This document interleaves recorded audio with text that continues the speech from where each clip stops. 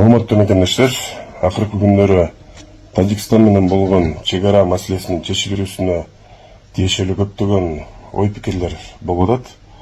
Аталган чек ара тилкелерине чек арадагы ошол ар бир айылга барып келген адам катары мен өз пикиримди билдирип койсом, Баткен областынын Лейлик районунун Арка, Борбордук, Достук, Кулуңду катары менен ошол акыркы жылдары конфликт болгон чек ара айылдарына Баткен районунун ошол Достук, Аксай, Төрт көчө, Көк Таш деп коет Варух аймагына чейин барып, Кызыл Бел өткөрүү пункту жактарын бүт баарын кыдырып келгенмин. Ошондуктан бул маселе боюнча өз оюмду айтсам. Бүгүн Жогорку Кеңештин депутаты урматтуу Султанбай Айжигитов байкебиз Достукту бекер берип салдыңар. Баткен облусундагы, Баткен районундагы Достук айылы жөнүндө сөз болуп атат. Достук айылын бекер берип салдыңар. Ал жерде биздин ошол жерде жашаган элдерибиз коргоп турчу деп айтып атат да. Анан мен ошол Достук айылын барып, кыдырып, бир канча жолу көрүп келген адам катары айтайын, Достук айылы Тажикстандын чоң населенный пунктунан Шарбак деген биргеликте жайгашкан кыргыз айылы. Баткенден алыста тоолордун арасында жайгашкан. Ал жака баруудагы жолу татаал. Көп жылдардан бери ошол жолун курууга аракеттер болуп жаткан. Ал жерде 60 түтүндөй үй бар. Ошол 60 түтүн үй ар жолку кагылышууда, куралдуу кагылышууда баары өрттөнүп, жабыр тартып, эли качып, мындай коркунучтуу аймакта. Ал жерде согуш болгон сайын, анткени чек арада мындай Чарбак менен чектеш жайгашкан үчүн ал жерге душман бир 5 мүнөттүн ичинде эле кирип келет да. Ал жерде жашаган адамдардын эми жашоосун элестетип көрө бериңиздер өзүңүздөр.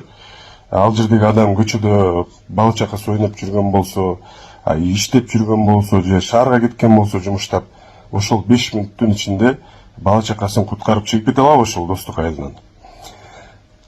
Мейли бербейли дейли, Достук калсын. Достук калган күндө ал жерде бир чек ара заставасы турат, мындай. Целый бир атайын ошол Достук айылын коргогону курулган бир застава бар да.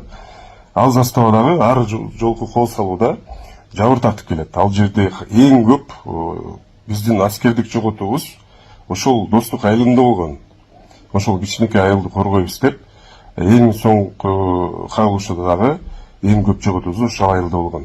Сиздер билген, уккан бардык жоокерлер ошол жерден каза болушкан, жана мектептин ичинде өрттөнүп кеткен, өзүн жардырып жиберген элеман ошол айылды коргойм деп каза болгон. Жарылып кеткен жанагы танкыбыз, Москвага барып чемпион болуп жеңип келген танкисттерибиз ошол Достук айылында жарылып каза болушкан. Эми стратегиялык жактан карап көрсөк, албетте ал Тажикстандан Варухка кеткен жолдун жээгинде жайгашкан. Бирок биз айылды тосуп алган күндө деле тажиктердин ар көздүн өзүнүн жолу бар да, алар ансыз деле өтө берет Варухкачы. Анан ошол Достук айылы алыс жайгашкандыктан кагылыш учурунда, өз убагында ал жака күчөтүү дагы жетпей калган. Ошон үчүн көп жоготууга учураганбыз. Анын ордуна Достукту берип, Баткендин Кызыл Бел өткөрүү пункту жагынан башка жерди алмаштыр, укканыма караганда мында сугат жер. Менин оюмча бул туура эле чечим. Элибиз коргоп келген деп жаңылыш маалымат бар экен. Эки согушта тең элибиз коргой албай, ал жерден бала чакасын алып качып кетишкен. Бардык үйлөр бир калбай эки жолу тең өрттөнгөн. Ал жердеги мечит, мектеп, бала бакча бардык өрттөнгөн. Анан Айжигитов мырза кайсыл коргонуу жөнүндө кеп кылып жатат билбейм. Эми мындан арыда ошол элибиз рисктин алдында каза болуп, үйлөр өрттөнүп жашай берсин дегиси келип атабы? Биз аны башкача коргой албайт экенбиз, анткени ал жерге 100 аскер, 1000 аскер алып барып коюп койсоң дагы душман заматта кирип келет экен да. Эң акыркы согушта эң көп душман ошол жерге кирген.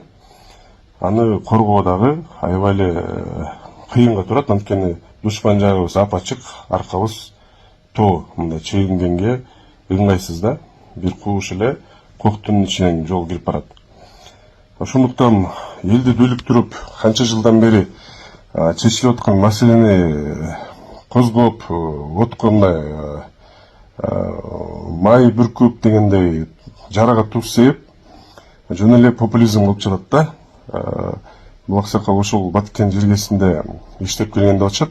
Иштеп келген болсо ошол Достук айылы эң биринчи мындай риск алдында турган айыл деп билиши керек болчу да. Ал жерде эл самостоятельно коргой албайт. Аскердин күчү менен дагы коргоо өтө кыйын. Канчалык жоготууларды кылып атабыз ошол айылда. Андан көрө мындай Тажикстандан алысыраак жайгашкан коопсуз жайга ошо элди көчүрүп, Тажикстан аймагындагы биздин жарандарды бери көчүрүп, алардын биз жакта жайгашып калган элдерин ары көчүрүп, ошол тең-метең бөлүшүп чечип алганыбыз Кыргызстандын кызыкчылыгы үчүн да, элибиздин келечеги үчүн да мындай туура бир кадам деп ойлойм.